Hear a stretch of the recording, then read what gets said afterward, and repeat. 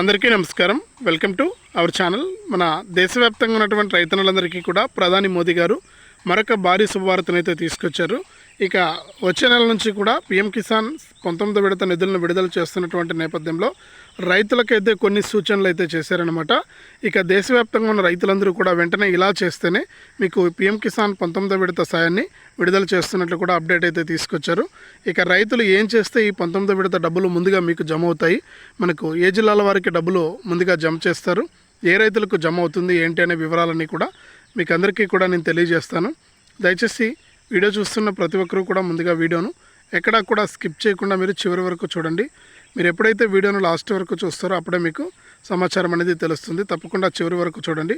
ఇక వీడియోను లాస్ట్ వరకు చూడటమే కాకుండా వీడియో కింద మనకు లైక్ బటన్ ఉంది, తప్పకుండా లైక్ చేసేయండి. అలాగే పక్కనే షేర్ బటన్ ఉంది, ఆ షేర్ బటన్ పైన నొక్కి మీ బంధువులకు స్నేహితులకు కూడా ఈ యొక్క వీడియో లింక్ అనేది మీరు షేర్ చేస్తే వారు కూడా మీతో పాటు ఈ ఇన్ఫర్మేషన్ అనేది తెలుసుకుంటారు.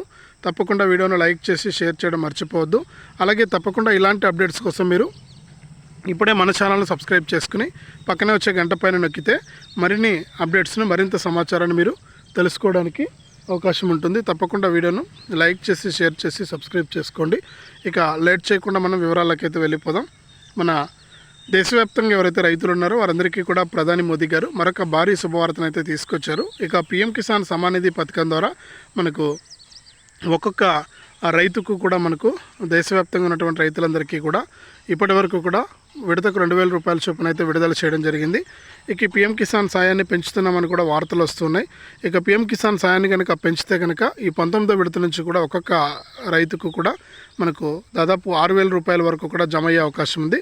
ఇక ఈ 19వ విడతకు కూడా డేట్ అయితే ఫిక్స్ చేశారు. ఇక ఈ నెల చివరిలో అయితే మనకు కేంద్ర కేబినెట్ అయితే సమావేశం అవుతుంది. దాని తర్వాత మనకు ఈ 19వ విడతకు గ్రీన్ సిగ్నల్ ఇచ్చి ఇక ఈ 19వ విడత కింద ఒక్కొక్క రైతుకు కూడా మనకు ఈ యొక్క డబ్బులు అయితే విడుదల చేయాలని కేంద్ర ప్రభుత్వం అయితే నిర్ణయం తీసుకుందనమాట. ఈ విధంగా 19వ విడత డబ్బుల విడుదలకు ప్రభుత్వం అయితే ఆమోదం తెలిపింది. ఇదే అప్డేటు. వీడియోను లైక్ చేయండి, షేర్ చేయండి. మన ఛానల్ ఇప్పుడే సబ్స్క్రైబ్ చేసుకుని పక్కనే వచ్చే గంట పైన కూడా నొక్కండి.